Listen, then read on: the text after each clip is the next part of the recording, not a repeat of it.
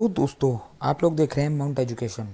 आज हम इस वीडियो के अंदर बीकॉम ऑनर्स के सेमेस्टर 4th के स्टूडेंट्स से आज हम इस वीडियो के अंदर बात करेंगे। आज हम उनके एक इम्पॉर्टेंट सब्जेक्ट कॉस्ट अकाउंटिंग के ऊपर डिस्कशन करेंगे। बेसिकली आज जो है हम कॉस्ट अकाउंटिंग के सिलेबस के ऊपर बात करेंगे और काफ़ी डिटेल में बात करेंगे। अब आप लोग कहोगे कि कॉस्ट अकाउंटिंग का सिलेबस के ऊपर क्या बात करी जा सकती है। आज हम समझेंगे हमें कॉस्ट अकाउंटिंग में क्या क्या पढ़ना है, किन किन चीज़ों को हमें कॉस्ट अकाउंटिंग के चैप्टर्स के अंदर पढ़ना, समझना और प्रैक्टिस करनी होगी। तो आज हम उन सब के बारे में इस वीडियो के अंदर बात करेंगे। अब सवाल ये आता है कि आखिर हमें सिलेबस समझना क्यों ज़रूरी है। किसी भी सब्जेक्ट को पढ़ने से पहले उसका सिलेबस समझना बहुत ज़रूरी होता है। अगर आपको यही नहीं पता होगा कि आपको किस डायरेक्शन में जाना है, कहाँ से शुरू करना है और कहाँ ख़त्म करना है, तो आप लोग कभी भी किसी सब्जेक्ट को अच्छे से तैयार नहीं कर पाओगे। तो आप लोगों को इसका सिलेबस समझना बहुत ज़रूरी है। इसका क्या, किसी भी सब्जेक्ट को पढ़ने से पहले उसका सिलेबस समझना बहुत ज़रूरी है। सिलेबस आपको ये आइडिया दे देता है कि आपको ये सब्जेक्ट कितनी देर पढ़ना है, कितना टाइम आपको इस पर इन्वेस्ट करना है। तो आज हम इसके सिलेबस के ऊपर जो है डिटेल में डिस्कशन करेंगे और बात करेंगे। और इस वीडियो के अंदर आज हम रेफरेंस बुक के बारे में बात करेंगे कि आप कौन सी बुक्स मार्केट से परचेज़ कर सकते हो other than SOL study material जो आपको एसओएल प्रोवाइड करवाता है। क्योंकि एसओएल के स्टडी मटेरियल से आप प्रैक्टिकल सब्जेक्ट्स में उतनी अच्छी कमांड नहीं बना पाओगे या फिर आप उतना अच्छे से उसको पढ़ नहीं पाओगे, क्योंकि उसमें कॉन्सेप्ट तो दे रखे हैं लेकिन प्रैक्टिस क्वेश्चन की बहुत कमी है। तो प्रैक्टिस क्वेश्चन के लिए आपको कोई ना कोई रेफरेंस बुक का इस्तेमाल करना ही होगा। तो आज हम उसके बारे में भी चर्चा कर ही लेंगे। देखो, वीडियो स्टार्ट करने से पहले मैं आप लोगों को बता दूं, आप इस चैनल पे अगर नए हो, पहली बार आए हो, ये वीडियो पहली बार देख रहे हो, आपने चैनल अभी तक सब्सक्राइब नहीं किया है, तो आप चैनल को ज़रूर सब्सक्राइब कर लो। वहाँ पर लाल बटन दे रखा होगा, उसको दबा लो, सब्सक्राइब जरूर कर लो और बेल आइकन को प्रेस कर लो। एक घंटी जैसा बटन दे रखा हो, उसको भी दबा दो, ताकि जैसे ही कोई भी वीडियो चैनल पर अपलोड होगी आप लोगों के पास नोटिफिकेशन आ जाएगा, अगर आपने सब्सक्राइब कर बेल आइकन का बटन प्रेस कर दिया होगा। और वीडियो पसंद आए तो वीडियो को लाइक भी कर देना और इसको शेयर कर देना ज़्यादा से ज़्यादा। और एक बात और, इस वीडियो के डिस्क्रिप्शन बॉक्स में फेसबुक और इंस्टाग्राम का लिंक भी अवेलेबल होगा, उसको भी जाकर ज्वाइन कर लेना। आप लोगों को रेगुलर अपडेट्स वहाँ से भी मिलती रहेंगी। स्टार्ट करते हैं हमारी आज की वीडियो। देखो, कॉस्ट अकाउंटिंग जो हमारा सब्जेक्ट है वो टोटल 14 चैप्टर्स में डिवाइडेड है।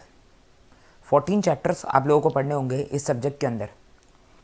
अब उन 14 चैप्टर्स के अंदर कुछ थ्योरी वाले चैप्टर हैं और कुछ प्रैक्टिकल वाले चैप्टर हैं। तो थ्योरी वाले चैप्टर पे से थ्योरी का क्वेश्चन बन सकता है, प्रैक्टिकल के वाले चैप्टर में से प्रैक्टिकल का क्वेश्चन बन सकता है। तो हम एक एक करके सभी चैप्टर्स को देखेंगे कि आखिर हमें किस चैप्टर के अंदर कौन कौन से टॉपिक्स को पढ़ना है। तो शुरू करते हैं हम अपने चैप्टर फर्स्ट से, जिसका नाम है इंट्रोडक्शन। इसमें हमें बेसिकली जो है इंट्रोडक्शन पढ़ना है अपने कॉस्ट अकाउंटिंग का, कि आखिर कॉस्ट अकाउंटिंग क्या होती है, कैसे करी जाती है, कॉस्ट अकाउंटिंग करने का पर्पस क्या है, कॉस्ट अकाउंटिंग क्यों करते हैं, नहीं करेंगे तो क्या होगा, करेंगे तो क्या होगा, ये सब बातें हमें इस चैप्टर के अंदर पढ़नी है। तो इसमें सबसे पहला जो हमारा टॉपिक आएगा वो आएगा meaning of cost and costing. यानी हमें पहले कॉस्ट को समझना होगा, उसके बाद हमें कॉस्टिंग को समझना होगा, क्योंकि कॉस्ट और कॉस्टिंग के बीच भी डिफरेंस होता है। ये हम समझेंगे जब अपनी क्लासेस हम स्टार्ट करेंगे। अब एक बात और बता दूं, क्लासेस को लेकर ध्यान आया कि इस वीडियो के डिस्क्रिप्शन बॉक्स में कुछ कॉस्ट अकाउंटिंग की वीडियोस इस चैनल पर अपलोडेड है। तो डिस्क्रिप्शन बॉक्स में आप लोगों को उसका लिंक मिल जाएगा उन क्लासेस का, आप लोग जाकर उनको देख सकते हैं और अपना फीडबैक दे सकते हैं। उस हिसाब से हम जो है डिसाइड करेंगे कि हमने कॉस्ट अकाउंटिंग की क्लासेस कब से स्टार्ट करनी है। तो स्टार्ट करते हैं, शुरू करते हैं दोबारा से। इंट्रोडक्शन, सबसे पहले इंट्रोडक्शन ऑफ कॉस्ट, जिसमें हमारा सबसे पहला टॉपिक आता है meaning of cost and costing. आखिर कॉस्ट क्या होता है और कॉस्टिंग क्या होती है, दोनों के बीच क्या डिफरेंस होता है, ये सब बातें हमें जानने को मिलेगी इस टॉपिक के अंदर। दूसरा आता है meaning and scope of cost accounting, क्या आखिर मतलब क्या होता है, मीनिंग क्या होता है और स्कोप, कॉस्ट अकाउंटिंग का स्कोप कितना बड़ा है, कहाँ तक है, तो ये हम जानेंगे। अगला आता है objective and advantage of cost accounting. हम ऑब्जेक्टिव, क्या उद्देश्य हैं कॉस्ट अकाउंटिंग के और क्या एडवांटेजेस, क्या क्या फ़ायदे होते हैं कॉस्ट अकाउंटिंग करने की, ये भी हम देखेंगे। Difference between financial accounting and cost accounting. अब देखो, फाइनेंशियल अकाउंटिंग आप लोगों ने पढ़ा होगा 11th क्लास में, 12th क्लास में, ग्रेजुएशन में भी आपने फर्स्ट ईयर में पढ़ा होगा फाइनेंशियल अकाउंटिंग। तो फाइनेंशियल अकाउंटिंग और कॉस्ट अकाउंटिंग के बीच क्या बेसिकली डिफरेंस होता है वो हम देखेंगे। Advantage and limitation of financial accounting, क्या फ़ायदे होते हैं और क्या नुकसान होते हैं फाइनेंशियल अकाउंटिंग के। Similarities between cost accounting and financial accounting, क्या क्या समानताएं होती हैं, या मैं कहूँ क्या क्या सिमिलरिटीज़ होती हैं, क्या क्या सेम बातें होती हैं कॉस्ट अकाउंटिंग और फाइनेंशियल अकाउंटिंग के अंदर, वो भी हम देखेंगे। Objections against cost accounting, cost accounting के फ़ायदे तो होते ही हैं, लेकिन उसके साथ साथ कॉस्ट अकाउंटिंग को लेकर कई बार ऑब्जेक्शन उठाए जाते हैं। अब किस किस तरीके के ऑब्जेक्शंस उठाए जाते हैं कॉस्ट अकाउंटिंग को लेकर, वो भी हम देखेंगे। कॉस्टिंग मेथड्स, कॉस्टिंग के कई सारे मेथड्स होते हैं, कॉस्टिंग की कई सारी टेक्निक्स भी होती हैं, तो हम मेथड्स और टेक्निक्स दोनों को देखेंगे। अगर मैं मेथड्स की बात करूँ तो हम इसके अंदर जॉब कॉस्टिंग पढ़ेंगे, कॉन्ट्रैक्ट कॉस्टिंग पढ़ेंगे, बैच कॉस्टिंग पढ़ेंगे, process costing, unit single output costing, operating या फिर हम उसको कहें सर्विस कॉस्टिंग, मल्टीपल या कॉम्पोजिट कॉस्टिंग, ये हमारे कॉस्टिंग के मेथड्स होते हैं, इनको हम देखेंगे। कॉस्टिंग टेक्निक्स की बात करूँ तो standard costing, budgetary control costing, marginal costing, total absorption costing, uniform costing, तो ये हमारे कॉस्टिंग के टेक्निक्स होती हैं।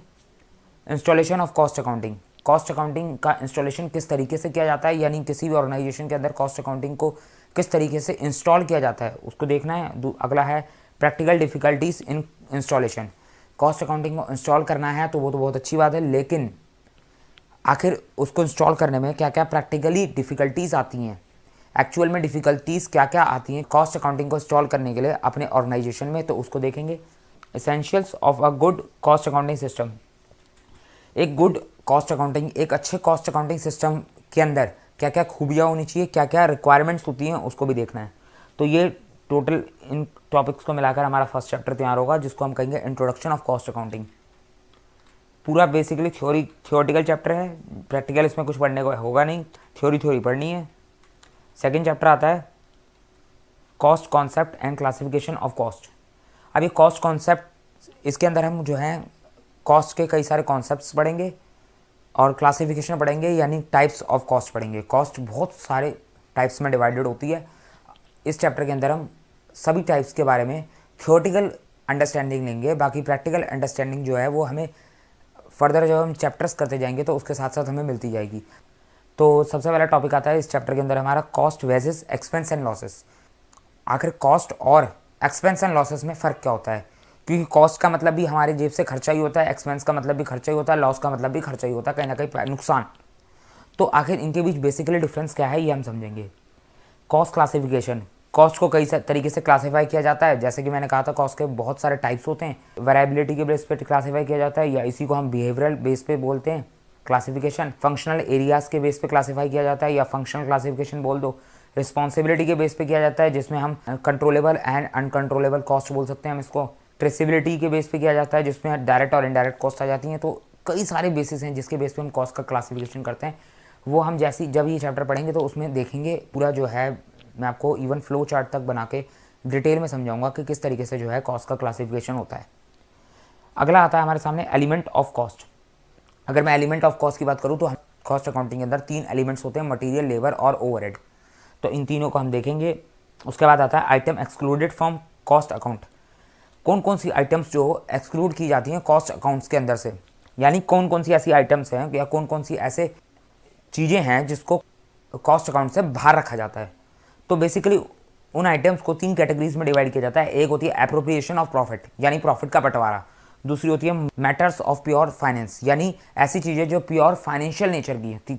तीसरी हो गई एबनॉर्मल गेन्स एंड लॉस, जो सामान्य नुकसान नहीं है, सामान्य लॉस नहीं है, एबनॉर्मल है, असामान्य है, जो नॉर्मली नहीं होते लेकिन कभी कभार हो भी जाते हैं, तो उसको बाहर करा जाता है कॉस्ट अकाउंटिंग से। अगला आता है कॉस्ट शीट। कॉस्ट शीट के अंदर हम बेसिक फॉर्मेट समझेंगे, क्योंकि हमारे पास कॉस्ट शीट का पूरा चैप्टर है, तो सेकंड चैप्टर के अंदर जो है सिर्फ बेसिक फॉर्मेट समझेंगे कॉस्ट शीट का। अब बेसिक फॉर्मेट के अंदर भी जो है हमारे पास 4 कैटेगरी में कॉस्ट शीट डिवाइड होगी, prime cost, work cost, cost of production या टोटल कॉस्ट। या मैं आपको कहूँ कॉस्ट शीट को हम समझेंगे तो सही, लेकिन हम ऊपर का फॉर्मेट समझेंगे, बहुत डिटेलिंग में हम नहीं जाएंगे इस चैप्टर के अंदर, क्योंकि हमें ये कॉस्ट शीट का चैप्टर पूरी डिटेल में पढ़ना ही है। हमारे पास पूरा चैप्टर ही एक है हमारे पास, यूनिट कॉस्टिंग या फिर आउटपुट कॉस्टिंग, तो हमारा कॉस्ट शीट का ही चैप्टर है पूरा का पूरा। अगला आता है हमारे पास role of a cost accountant in an organisation. एक कॉस्ट अकाउंटेंट का क्या रोल होता है ऑर्गेनाइजेशन के अंदर। फिर हमें पढ़ना है introduction to cost accounting standards and cost accounting records and audit rules. कई सारे कॉस्ट अकाउंटिंग स्टैंडर्ड्स होते हैं, जैसे अकाउंट्स के अंदर अकाउंटिंग स्टैंडर्ड्स होते हैं उस तरीके से कॉस्ट अकाउंट के अंदर कॉस्ट अकाउंटिंग स्टैंडर्ड्स होते हैं, तो उनको भी हम देखेंगे। और cost accounting records and audit rules, ये भी हमारी कुछ बातें हैं जिसको हम देखेंगे इस चैप्टर के अंदर, और फिर इसके बाद फाइनली हमारा चैप्टर ख़त्म हो जाएगा। अब हम बात करते हैं हमारे चैप्टर नंबर 3 की, जिसका नाम है मटेरियल कॉस्टिंग, या मैं कहूँ मटेरियल कॉस्ट। अब मटेरियल कॉस्ट कहाँ से आ गया? हमने देखा था ऊपर अपने सेकंड चैप्टर के अंदर एलिमेंट्स ऑफ कॉस्ट। देखो एलिमेंट्स ऑफ कॉस्ट के अंदर मटेरियल, लेबर, ओवरहेड कॉस्ट था। तो मटेरियल कॉस्टिंग हमें एक चैप्टर पढ़ना है पूरा डिटेल में, लेबर कॉस्ट एक चैप्टर पढ़ना है और ओवरहेड कॉस्ट एक चैप्टर पढ़ना है। तो जो हम कॉस्ट का क्लासिफिकेशन करते आ रहे हैं, तो उसी में से हम एक एक कॉस्ट को पकड़ेंगे और डिटेल में पढ़ते जाएंगे अपने चैप्टर्स के अंदर। तो हमें मटेरियल कॉस्ट पढ़ना है। मटेरियल कॉस्ट में सबसे पहले हमें पढ़ना है मीनिंग ऑफ मटेरियल कॉस्ट। अब देखो कोई भी प्रोडक्ट बनता है तो उसमें मटेरियल तो लगता ही है। अब उस मटेरियल की कॉस्ट कितनी होती है उस प्रोडक्ट की प्राइस में, उसको हमें जानना है इस चैप्टर के अंदर। क्या आखिर आप सपोज एक पेन खरीदने जाते हो, पेन मिलता है 10 रुपये का। अब उस 10 रुपये के पेन में मटेरियल के नाम पर प्लास्टिक लगा है, इंक लगी है, इंक भी आपका मटेरियल है, चाहे वो लिक्विड मटेरियल हो, वो इंक लगी है। तो आखिर 10 रुपये के पेन में इस मटेरियल की कॉस्ट कितनी हुई? ये मटेरियल 5 रुपये का है, 6 रुपये का है, ये बात भी तो पता होनी चाहिए। तो आखिर एक प्रोडक्ट के अंदर मटेरियल की कितनी कॉस्ट होती है, उसकी कॉस्टिंग करने के लिए हमारा ये चैप्टर बनाया गया है। तो इसमें हम पढ़ेंगे meaning of material cost, objective of material control. अगला आता है essential requirement of material control. फिर हमारे सामने इन्वेंट्री कंट्रोल देखेंगे। इन्वेंट्री कंट्रोल क्या होता है? Techniques of inventory control. Inventory control की बहुत सारी टेक्निक्स होती हैं, तो एक एक करके हम सभी टेक्निक्स को देखेंगे। कौन कौन सी टेक्निक्स हमें पढ़नी है उसको मैंने यहाँ लिख रखा है, आप लोग देख सकते हैं। ABC एनालिसिस, यानी ABC का मतलब होता है यहाँ पर एक्टिविटी बेस्ड कॉस्टिंग एनालिसिस। तो वो क्या होती है उसको जानेंगे। Economic order quantity EOQ, stock level, minimum level, maximum level, reorder level, reorder quantity. तो ये सब चीज़ें क्या होती हैं इसको भी हम देखेंगे। ITR, inventory turnover ratio, income tax return नहीं है, इन्वेंट्री टर्नओवर रेशियो। अब इन्वेंट्री टर्नओवर रेशियो क्या होती है वो भी हम जानेंगे। Just in time purchasing, just in time purchasing यानी जिसको हम जेट के नाम से ही बोलते हैं। Proper purchase procedure, proper storage procedure, proper issue procedure, 2 बिन सिस्टम और डबल बिन। तो ये भी क्या होता है इसको भी देखेंगे। Use of परपीचुअल inventory control and continuous stock verification. तो ये सारे टॉपिक्स जो है हमारे चैप्टर नंबर 3 के अंदर कंप्लीट होते हैं, जिसका नाम है मटेरियल कॉस्ट। तो मटेरियल कॉस्ट का हमारा 3rd चैप्टर है। 4th चैप्टर भी मटेरियल कॉस्ट लिख दिया, लेकिन जबकि यहाँ पर इस चैप्टर का नाम था methods of pricing of material. इसमें हमें कई सारे मेथड्स पढ़ने हैं, किस तरीके से हम मटेरियल का प्राइसिंग तय करते हैं। तो हर ऑर्गेनाइजेशन के अपने अपने मेथड्स होते हैं मटेरियल का प्राइस निकालने के, तो हम कई सारे मेथड्स को पढ़ेंगे। पहला आता है हमारे सामने एक्चुअल कॉस्ट मेथड, दूसरा है फीफो, अगला है लीफो। फीफो का मतलब first in first out, LIFO का मतलब लास्ट इन फर्स्ट आउट। उसके बाद आता है simple average cost method, weighted average cost method, periodic simple average price method, periodic weightage average price method, moving simple average price method, moving weightage average price method. तो ये कई सारे methods हमें पढ़ने हैं, बहुत सारे हो गए। Standard cost method, base stock method, replacement cost method, जिसको हम मार्केट प्राइस मेथड भी बोलते हैं। तो ये हमारे टोटल इतने सारे मेथड्स हमें पढ़ने हैं इस चैप्टर के अंदर प्राइसिंग करने के, प्राइसिंग ऑफ मटेरियल करने के। तो देखेंगे एक एक करके। उसके बाद आता है डिस्क्रिपेंसीज इन स्टॉक आइटम्स। आखिर क्या क्या डिस्क्रिपेंसीज आती हैं स्टॉक आइटम्स के अंदर जब हम एक्चुअली स्टॉक की वेरिफिकेशन करते हैं और जो हमारे स्टॉक्स अकाउंट्स के अंदर जो हमारा स्टॉक का रिकॉर्ड बना होता है उसके बीच में, यानी एक्चुअल स्टॉक वेरिफिकेशन में और अकाउंट्स में जो स्टॉक का रिकॉर्ड बना हुआ है उसके बीच में क्या क्या डिस्क्रिपेंसीज आती हैं। तो यही हमें जानना है, लिखा भी हुआ है between physical stock and stock shown in. तो ये हम देखेंगे। उसके बाद आता है consideration in selection of pricing method. तो क्या क्या बातें हमें देखनी होती हैं जब हम मटेरियल प्राइसिंग मेथड का सिलेक्शन करते हैं। अब मटेरियल प्राइसिंग का सिलेक्शन करना एक बहुत इंपॉर्टेंट काम है, तो ऑर्गेनाइजेशन को किन किन बातों का ध्यान रखना चाहिए सिलेक्शन करने से पहले, मेथड्स का सिलेक्शन करने से पहले, तो उसको हम देखेंगे। उसके बाद आता है मटेरियल लॉस, जिसमें हम वेस्टेज के बारे में पढ़ेंगे, accounting of scrap, control over scrap, accounting of spoilage, control over spoilage, defective, accounting of defective, control of defective. तो ये सारे टॉपिक्स हम इसके अंदर देखेंगे। इसके साथ हमारा 4th चैप्टर कंप्लीट हो जाएगा। फिर हम बढ़ेंगे अपने 5th चैप्टर की तरफ, जिसका नाम है लेबर कॉस्ट। लेबर कॉस्ट के अंदर पढ़ना है हमें कि लेबर की कॉस्टिंग किस तरीके से होती है, यानी वही एग्जांपल 10 रुपये का पेन है, उसमें से मान लो 5 रुपये का आपका मटेरियल लगा, तो आखिर जो लेबर ने, जिस लेबर ने उसको बनाया होगा, जिस फैक्ट्री में वो बना होगा, अब बना तो अपने आप नहीं होगा, मशीन जो है किसी लेबर नहीं चलाई होगी, किसी वर्कर नहीं चलाई होगी, तो उस वर्कर की सैलरी का कितना हिस्सा उस पेन की कॉस्ट में ऐड होगा वो भी हमें जानना है। तो आखिर लेबर की कॉस्ट कितनी लगती है उस 10 रुपये के पेन में, लेबर की सैलरी की कॉस्ट कितनी, 2 रुपये 3 रुपये, आखिर वो हमें जाननी है। तो वो हम समझेंगे लेबर कॉस्ट के अंदर। इसके अंदर हमें सबसे पहला टॉपिक पढ़ना है मीनिंग ऑफ लेबर कॉस्ट, उसके बाद आता है control over labour cost, labour turnover, effect of labour turnover, labour turnover methods. कई सारे मेथड्स होते हैं लेबर टर्नओवर के, जिसमें आता है सेपरेशन मेथड, रिप्लेसमेंट मेथड्स और फ्लक्स मेथड। तो ये 3 मेथड्स को हम देखेंगे।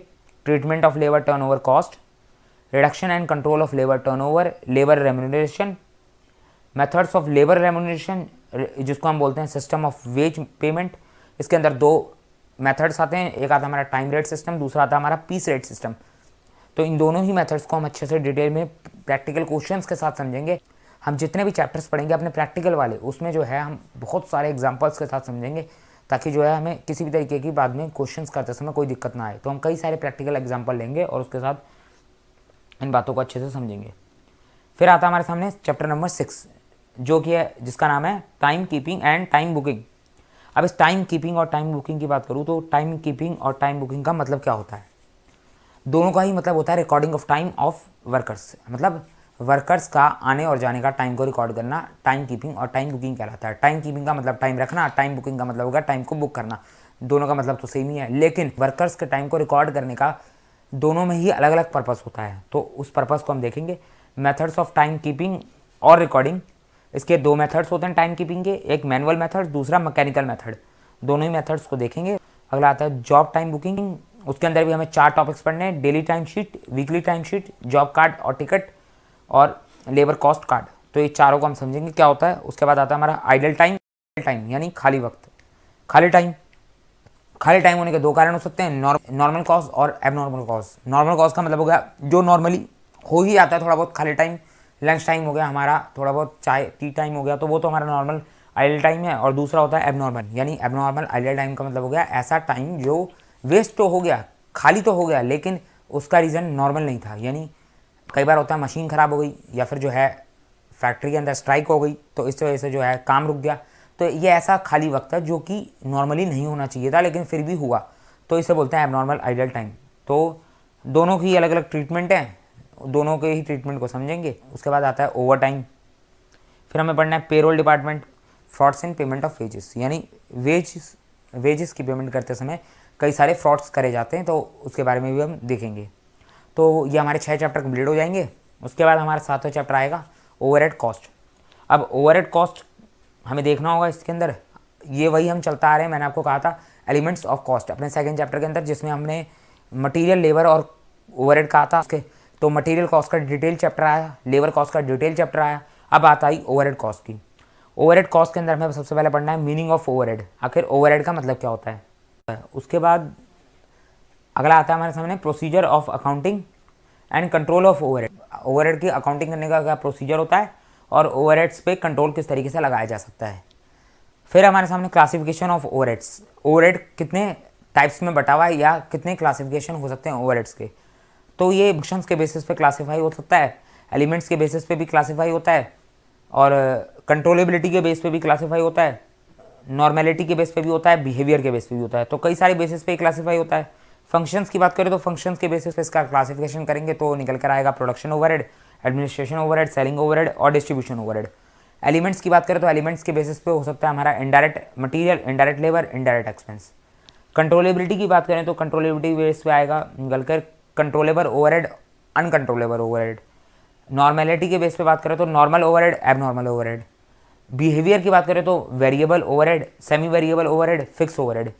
तो अलग अलग बेसिस पे हम अलग अलग तरीके से हर कॉस्ट का क्लासिफिकेशन कर सकते हैं, डिपेंडिंग अपॉन ऑर्गेनाइजेशन किस टाइप की है, ऑर्गेनाइजेशन में किस तरीके का काम होता है, ऑर्गेनाइजेशन की सिचुएशन क्या है, तो उसके बेस पे हम डिसाइड करते हैं कि हमें अपनी कॉस्ट का क्लासिफिकेशन किस बेसिस पे करना है।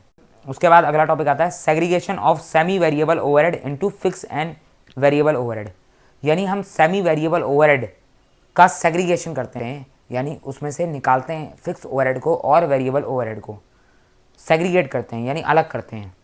उसके बाद आता है advantages of classification of overhead into fix and variable.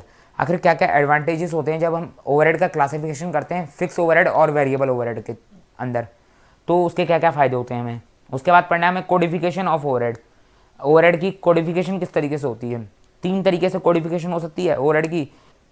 उसके बाद आएगा कलेक्शन ऑफ ओवरहेड्स, फिर हम पढ़ेंगे डिपार्टमेंटलाइजेशन ऑफ ओवरहेड्स, फिर आएगा एलोकेशन ऑफ ओवरहेड, उसके बाद है apportionment of overhead. Apportionment of overhead को हम कह सकते हैं प्राइमरी डिस्ट्रीब्यूशन ऑफ ओवरहेड। फिर हम पढ़ेंगे री अपोर्शनमेंट ऑफ ओवरहेड, यानी री apportionment of service department cost. अब री अपोर्शनमेंट क्या होता है या अपोर्शनमेंट क्या होता है, तो ये हम पढ़ेंगे तब समझेंगे इसको। री अपोर्शनमेंट को हम कहेंगे सेकेंडरी डिस्ट्रीब्यूशन ऑफ ओवरहेड। उसके बाद आता है reapportionment to production department only, reapportionment to both production department and service department, reapportionment of service department. अब अंदर हम 2 मेथड्स पढ़ेंगे, पहला होता है हमारा स्टेप लैडर मेथड, दूसरा होता है हमारा रेसिप्रोकल बेसिस मेथड। अब रेसिप्रोकल बेसिस मेथड के भी अंदर 3 मेथड्स आते हैं, तो जिसको हम देखेंगे। उसके बाद आता है एब्जॉर्प्शन ऑफ प्रोडक्शन ओवरहेड, किस तरीके से एब्जॉर्प्शन करते हैं अपने प्रोडक्शन ओवरहेड का। फिर आता है हमारे सामने methods of absorption of factory overhead, computation of machinery rate, types of overhead rates.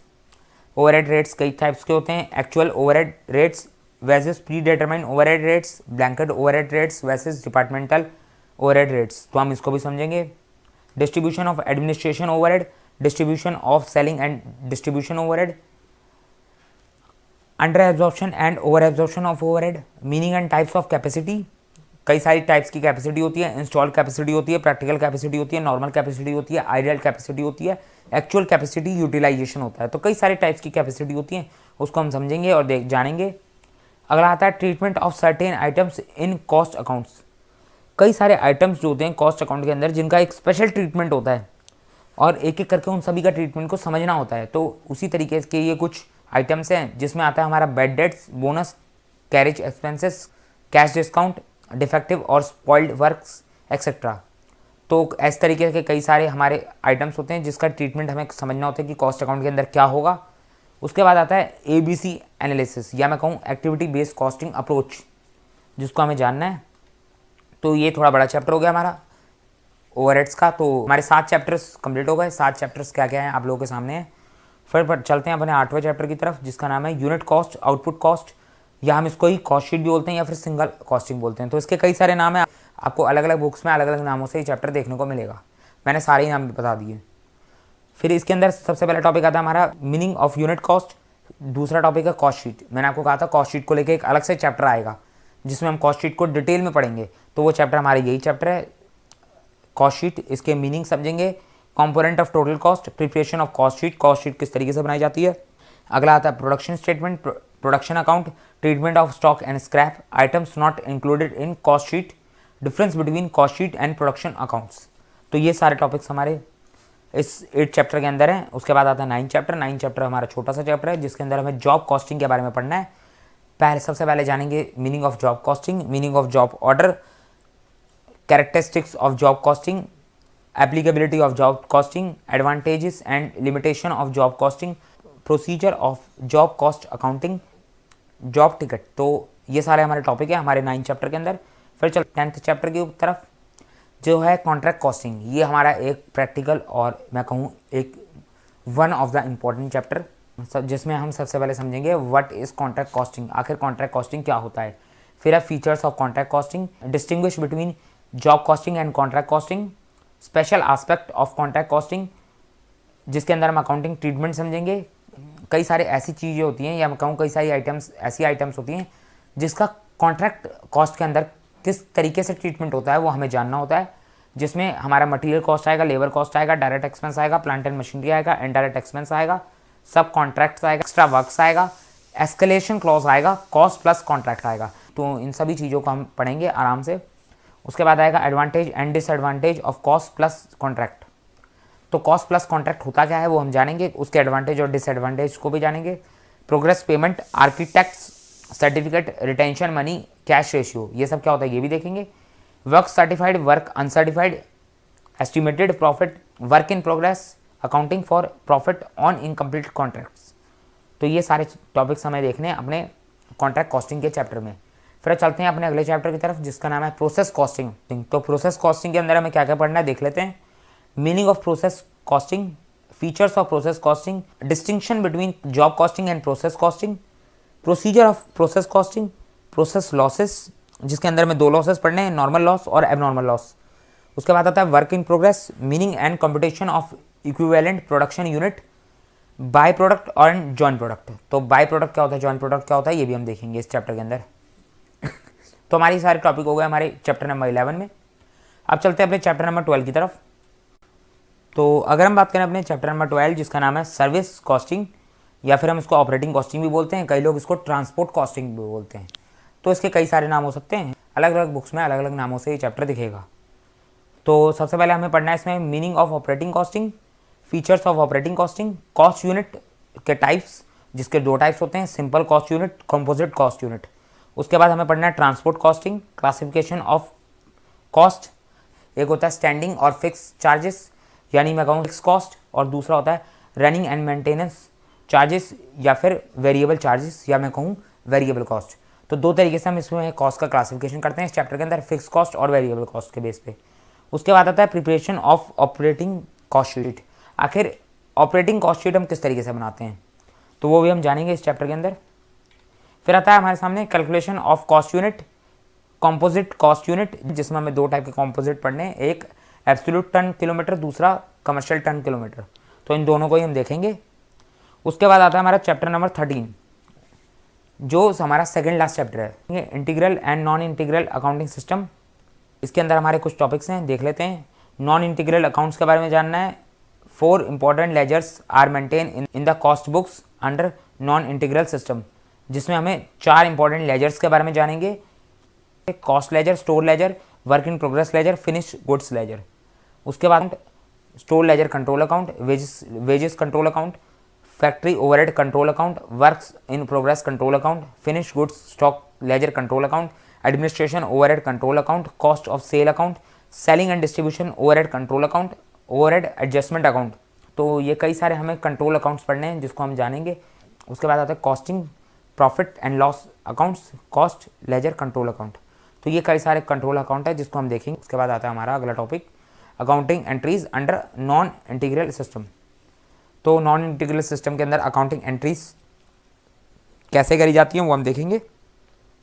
फिर आता है limitation of non integrated accounting, क्या क्या लिमिटेशन है, क्या क्या नुकसान है नॉन इंटीग्रल अकाउंटिंग के। इंटीग्रेटेड अकाउंट्स लास्ट टॉपिक है, इंटीग्रेटेड अकाउंट्स, तो इसके बारे में थोड़ा बहुत हम जान लेंगे। तो हमारा 13 चैप्टर भी कंप्लीट हो जाएगा। फिर हम पढ़ेंगे अपना लास्ट चैप्टर जो है हमारा चैप्टर नंबर 14 जो है हमारा reconciliation of cost account records with financial accounts. Reconcile करेंगे जिस तरीके से आपने 11th क्लास में पढ़ा होगा BRS, बैंकिंग रिकंसिलेशन स्टेटमेंट। तो उसी तरीके का ये चैप्टर है जिसमें हम पढ़ेंगे reconciliation of cost accounting records. हम यहाँ पर रिकंसिलेशन करेंगे कॉस्ट अकाउंटिंग रिकॉर्ड्स को फाइनेंशियल अकाउंटिंग के रिकॉर्ड्स से। तो उसमें हमारे ये टॉपिक्स हैं जिसको हमें पढ़ना है। नीड ऑफ रिकंसिलेशन, आखिर रिकंसिलेशन की ज़रूरत क्यों पड़ी ये भी जानना हमें ज़रूरी है चैप्टर पढ़ने से पहले। उसके बाद आएगा कॉजेज़ ऑफ डिफरेंस, आखिर दोनों के बीच अगर कॉस्ट अकाउंटिंग और फाइनेंशियल अकाउंट के बीच डिफरेंस आएंगे तो उन डिफरेंस के क्या कारण होंगे। तो उसके कई सारे कारण हो सकते हैं, यहाँ पर दे रखे हैं। Items included only in financial accounts, यानी कुछ ऐसी आइटम्स जो सिर्फ फाइनेंशियल अकाउंट्स में रिकॉर्ड होती हैं, तो अगर वो कॉस्ट अकाउंट्स के अंदर रिकॉर्ड नहीं होगी तो सीधी बात है डिफरेंस तो आएगा ही आएगा। Items included only in cost accounts, यानी कुछ ऐसी आइटम्स जो सिर्फ कॉस्ट अकाउंट के अंदर इंक्लूड होती हैं, तो अब अगर वो फाइनेंशियल में इंक्लूड नहीं होंगी तो डिफरेंस आएगा ही आएगा। ओवर और under absorption of overhead, adoption of difference basis of valuation of stock, difference methods of charging depreciation charge करने के अलग अलग मेथड्स हैं। तो अगर कॉस्ट अकाउंट ने अलग मेथड अडॉप्ट कर लिया, फाइनेंशियल अकाउंट ने अलग मेथड अडॉप्ट कर लिया तो कहानी खत्म। दोनों के चार्ज डेप्रिसिएशन चार्ज करने में डिफरेंस आएगा तो सीधी बात है फाइनल प्रॉफिट में तो डिफरेंस आना ही आना है। उसके बाद एबनॉर्मल गेन्स एंड लॉसेस, तो इसका किस तरीके से ट्रीटमेंट होता है फाइनेंशियल और कॉस्ट अकाउंट में, तो वो भी हम देखेंगे। फिर पढ़ना है प्रिपरेशन ऑफ रिकंसिलेशन स्टेटमेंट और मेमोरेंडम रिकंसिलेशन स्टेटमेंट। तो किस तरीके से रिकंसिलेशन स्टेटमेंट बनाई जाती है या मैं कहूँ मेमोरेंडम रिकंसिलेशन अकाउंट्स बनाए जा सकते हैं, उसको हम देखेंगे। चैप्टर नंबर 14 भी कंप्लीट हो जाएगा। इसके साथ जो है हमारे कॉस्ट अकाउंटिंग के सारे चैप्टर कंप्लीट हो गए। तो हमने सिलेबस देखा कि किस तरीके से जो है कॉस्ट अकाउंटिंग का सिलेबस है और हमें क्या क्या पढ़ना है सिलेबस के अंदर। अब हम देख लेते हैं अपने रेफरेंस बुक के बारे में कि आप लोग एसओएल के स्टडी मटेरियल के अलावा और कौन कौन सी बुक्स की मदद ले सकते हैं अपने कॉस्ट अकाउंटिंग के सब्जेक्ट को पढ़ने के लिए। तो मैंने 2 बुक्स यहाँ पर रिकमेंड कर रखी हैं, आप इन दोनों में से कोई भी एक बुक ले सकते हैं। पहली बुक है हमारी कॉस्ट अकाउंटिंग की एमएन अरोड़ा की, आप इसको ले सकते हैं, काफ़ी अच्छी बुक है। दूसरी बुक है जवाहरलाल एंड श्रीमा श्रीवास्तवा, ये भी कॉस्ट अकाउंटिंग काफ़ी अच्छी बुक है, आप इन दोनों में से कोई भी बुक ले सकते हैं दोनों। तो अब आप लोगों को सिलेबस तो समझ में आ गया, तो अब जल्दी जो है हम कॉस्ट अकाउंटिंग की क्लासेस स्टार्ट करने की कोशिश भी करेंगे। आप लोग इस वीडियो का फीडबैक जो है ज़्यादा से ज़्यादा कमेंट सेक्शन में देना और बताना कि किन लोगों को जो है कॉस्ट अकाउंटिंग की क्लासेस चाहिए, कितने स्टूडेंट्स हैं आखिर, हम देखेंगे उस हिसाब से जो है प्लान करेंगे अपने कॉस्ट अकाउंटिंग की क्लासेस का। इसके बाद हम अपने कॉर्पोरेट अकाउंटिंग के सिलेबस को भी देखेंगे और समझेंगे कि आखिर कॉर्पोरेट अकाउंटिंग के अंदर हमें क्या क्या पढ़ना है और कितने चैप्टर्स इसके कॉर्पोरेट अकाउंटिंग के अंदर टोटल हैं। तो आप इस चैनल से जुड़े रहिए, इस चैनल को सब्सक्राइब कर दीजिए ताकि जैसे ही हम कॉर्पोरेट अकाउंटिंग की वीडियो डालें आप लोगों के पास नोटिफिकेशन आ जाए। और भी हम अलग अलग सब्जेक्ट्स की वीडियो इस चैनल पर अपलोड करते रहते हैं, तो आप लोगों को उसकी भी जानकारी मिलती रहे। और अगर आपको इसकी पीडीएफ चाहिए तो मैं बता दूं, इसकी पीडीएफ जो है आपको इस वीडियो के डिस्क्रिप्शन बॉक्स में मिल जाएगी, आप वहां से जो है इसकी पीडीएफ को डाउनलोड कर सकते हैं। इस डिस्क्रिप्शन बॉक्स में जो है माउंट एजुकेशन के इंस्टाग्राम और फेसबुक का लिंक भी दे रखा है, आप उसको जाकर ज्वाइन कीजिए, उसमें जो है आपको रेगुलर अपडेट मिलती रहेगी। और क्योंकि वो स्पेशली आप लोगों के लिए बनाया था, नया अकाउंट क्रिएट किए गए हैं, तो आप लोग जाकर उसमें ज्वाइन होइए। ज़्यादा से ज़्यादा जितने ज़्यादा स्टूडेंट्स उसमें ज्वाइन होंगे उतने ही जल्दी जो है हम उसमें और भी काम करेंगे और आप लोगों को उसके थ्रू भी जो है बहुत सारे बेनिफिट्स प्रोवाइड करवाएंगे। तो आप लोग उसमें ज़्यादा से ज़्यादा ज्वाइन होइए और बाकी आपको वीडियो पसंद आए तो वीडियो को लाइक कीजिए, चैनल को सब्सक्राइब कीजिए, इस वीडियो को ज़्यादा से ज़्यादा शेयर कीजिए। अब मिलते हैं अपनी एक नई वीडियो के साथ।